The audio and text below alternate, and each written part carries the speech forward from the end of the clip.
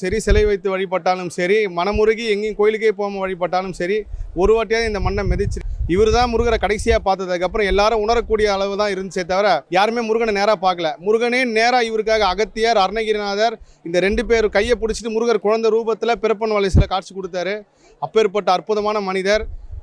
இந்த குப்பையிலேருந்து கோபுரத்துக்கு வருவாங்கன்னு சொன்னாங்கல்ல, சில பேர் அந்த பழமொழி சொல்லுவாங்க, குப்பையில் இருக்கிற கோபுரத்துக்கு வந்துட்டான்னு. நான் உட்பட என் வாழ்க்கை மாதிரி எத்தனையோ பேர் வாழ்க்கை மாறி இருக்குது.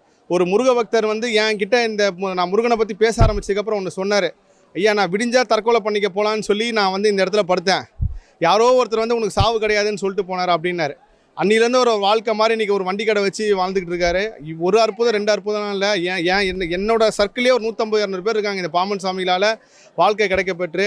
அதுலேயும் ஒரு அற்புதமான மந்திரம் ஒன்று கொடுத்துருந்தாரு. அருணகிரிநாதர் எப்படி நாளென் செய்யும் வினைதான் என் செய்யும் அந்த மந்திரம் கொடுத்தாரோ, அந்த மாதிரி பாமன் சாமிகள் ஐயா வாழவே தாந்தன்பா வாசன் போ கத்தன்பான்னு ஒரு மந்திரம் கொடுத்து